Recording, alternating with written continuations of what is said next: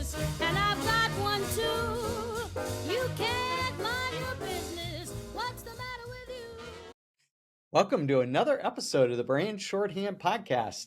I'm your host, Mark Vandergrift, and with me today is our Sydney Sweeney of Strategy, Lorraine Kessler. Oh my gosh. Wow. I don't think Lorraine, did you have images go through your head just then? I always thought that if I can't say this. Yeah, you can. I always thought if I had a body like that, I'd be killer. Like I'd be lethal for at least You one have the day. brains and the body, right? Yeah, I just like it's just too much, right? Yeah. God giveth and God taketh away. Right. Yeah. Well, obviously, we don't need any brand news intro today. That is our topic, Sydney Sweeney. And I think we touched on it a couple of weeks here when it first hit our advertising consciousness. But now that the dust has settled a little bit on the American Eagle campaign that she was in, I thought we'd discuss a little bit what made it go viral, why it was a hit or a non-hit, depending on your point of view, and why literally every major news outlet, influencer, politician felt the need to address it. And I want to even take it one step further because I want to suggest that we might have had yet another paradigm shift in our culture, but that's up for debate.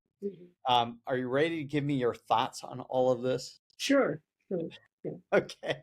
Well, first off, I always have to note our positioning wall here behind me. Yeah. A recent new prospect, we were on the call and they said, "You're blocking like the most important thing." And I said, "Well, that's positioning." I said, "I want you to have to work to figure out what that says behind me." And so that was kind of funny. But since we're all about positioning, what does American Eagle stand for in your mind, or overall, and how do you perceive that they differentiate their brand? Well, that's an interesting question because it's been many, many years for me shopping at American Eagle. And that was the store to shop when my kids were kind of in middle school through junior high and high school.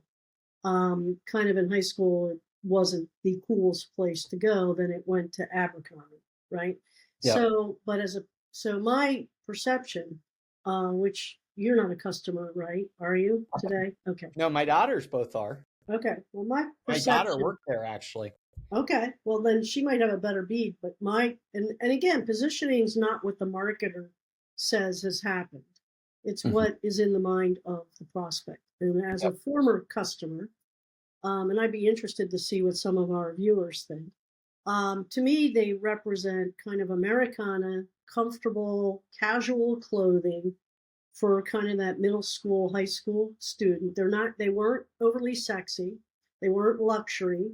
They were accessible and kind of, I think, real, just very real, very authentic, comfortable. So that was, and in today's fake hyperbolic world, I think that's becoming more unique. So yeah, it really is. It's interesting because not being a customer of American Eagle for obvious reasons, I did Google it, and it said it was the casual jeans for high school and college age females, ages 15 to 25. So, I mean, your perception is lining up with at least what Gemini is saying, right? Because everything's AI today, so we got to ask the AI gods what they think. So anyhow, well, the more important thing is, based on that differentiation, do you think they pulled it off? Did the campaign do anything to further differentiate American Eagle from competitive brands? Or was this an instance of making famous, as you always so eloquently state? Well, I think it's both. I mean, I think branding is about perception, so I think we all know that. And positioning is about owning the right perception for your brand relative to competition in the mind, right? So how do I impress in your mind? And impress is a good word because it's all about impression. So I think they made a very good impression with the Sweeney ad. I think it was very smart to partner with her. I think that one of the things the brand has lacked, at least for me, and perhaps its audience, it's lacked panache for a very long time. So partnering with Sweeney gives it sex appeal again. Hmm. And I think that's extremely important because now we can take this brand that kind of slipped into ho hum, all right, and make it hip.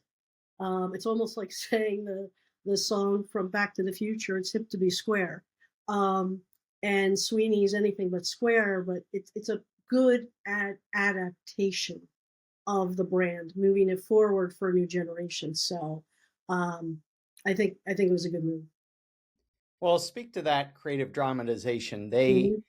I know you're not the target audience, but do you think the creative, if you were in charge as the creative director or the account supervisor, did it resonate with you from the standpoint of comfortable jeans for this younger demographic? And it was built entirely on what became, I guess when I saw it, I didn't see the controversy around jeans and jeans, the play on words of Right. Jeans versus Genes.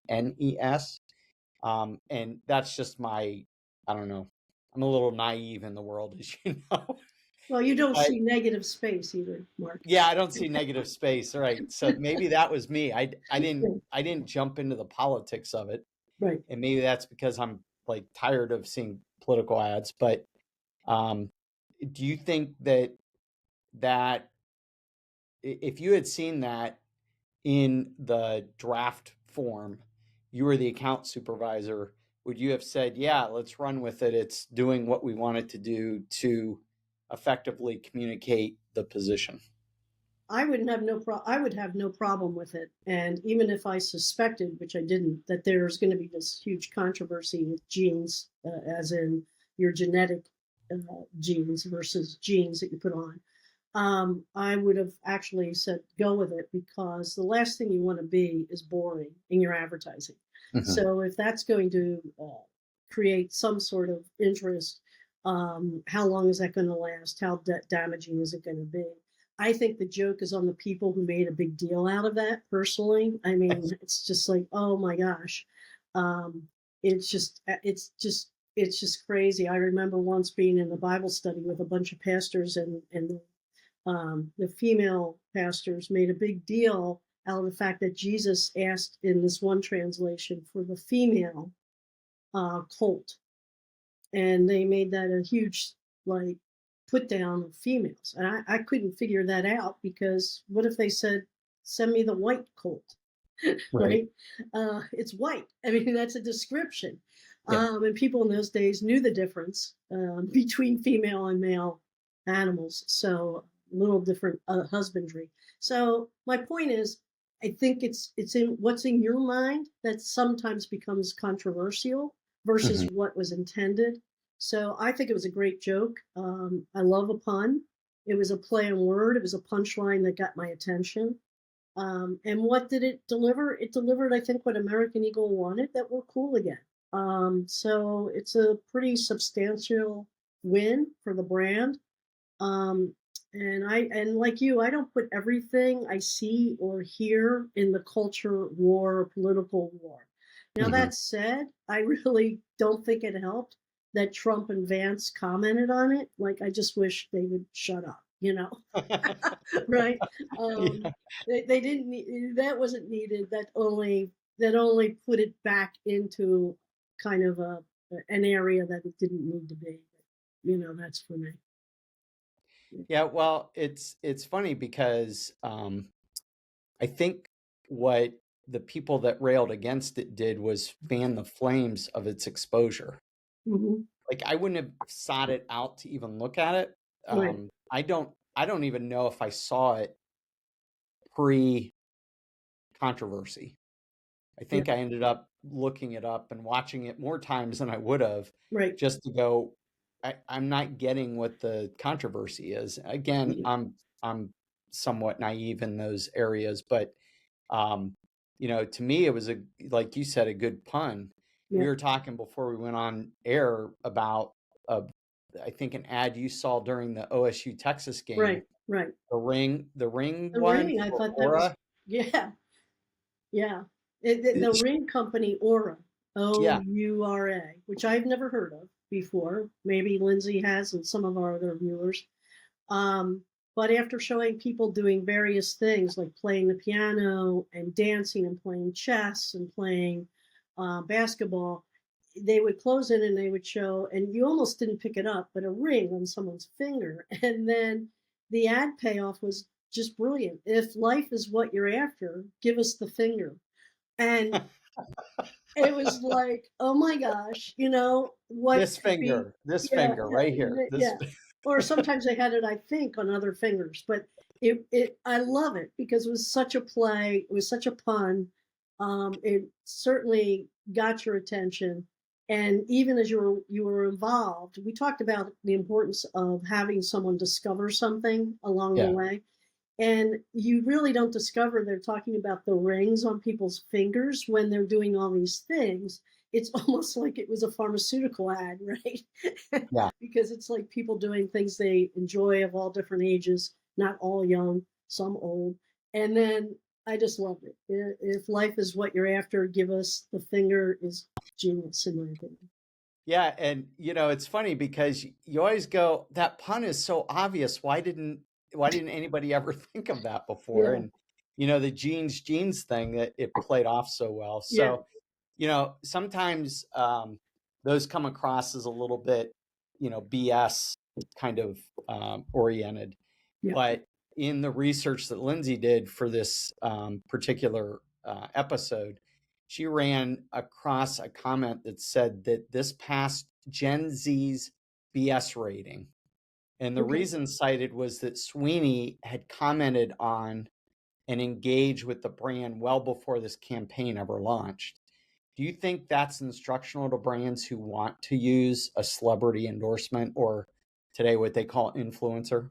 Oh, absolutely. I think it's always been that way. I think, the old adage is, Tiger Woods and Buick, that he promoted when he was at his peak, is ridiculous. Everybody Yeah, knows Tiger Woods is not going to be driving the Buick, an old man's car, right. old man's Cadillac. So, yes, 100%. I think the more authentic the connection or the testimonial to a product from the individual, the more, the better, right? Authenticity is the new black. And I really feel like some brands have forgotten that. And I think that's extremely important to weigh in. And it comes under when we do our positions for clients. We have the 4 C's, right? How does it fit with you as a company?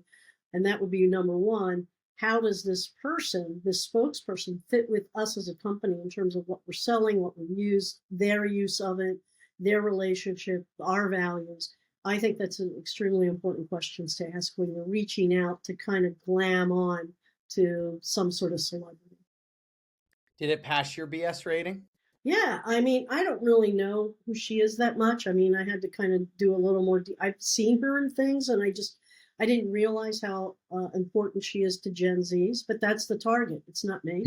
Mhm. So yeah, it definitely did, and I think that you can see her wearing these clothes. You can see that she fits kind of this in a more, as I said, an adaptive image that they're trying to create for being Mhm. a little more sexy, rather than just kind of comfortable jeans. They're actually jeans that, you can put on and feel like you're part of a trend or something like that. Mhm. So, yeah, I think it's great. Let's dive into the virality of the campaign. And I Oh, mentioned, yeah. I think, one side that railed against it actually flamed that Hmm. virality. And both I don't know, let's call it the woke and anti-woke, the right, left, whatever, everybody got involved, even Hmm. as you mentioned, the president and vice president. But they noted that it broke woke, and that we're finally free from the constraints of wokeness, which we'll talk about in a second. That was the paradigm shift that I mentioned earlier. But with that, with the long perspective that we have now, how do you feel this particular campaign was different from, let's say, what happened with Bud Light or Target or one of the others that we covered last season, because it seemed like last season every other episode was some new brand doing something stupid to, tick off their core customer while Right. going after some kind of woke customer. How is this different from those, do you think? I think it's distinctly different, and it's different this way. Sweeney, she likes these clothes. We Yeah. know that, right? She's worn them before. She looks good in them. She participated in the development of the commercial, which I think was very smart. Mhm. And I believe she's a pretty relatable person. So when you think of these clothes, they're relatable, they're approachable. That's kind of the brand. Mhm. And so people look at that and think, she looks great in these jeans, I'll look good in them too. So there's this closeness again, where these others brands, let's just like Bud Light, Mhm. Target, they were pandering to a community. So there's no authentic brand meaning. It's not who their customer is about. It's not something that is most important to the people who drink those drink that product or shop that store. So the inauthenticity of it is really a problem.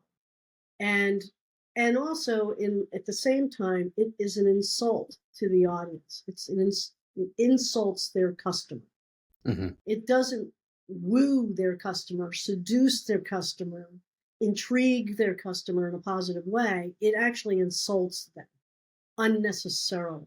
So Mhm. I think the pandering, the inauthentic, what's the word? Authentic. Inauthentic, thank you. The inauthentic nature of it, um, and trying to grab into politics in a way that's more about what the CMOs or CEOs want their audience to be about is just total disrespect for the customer as being number one.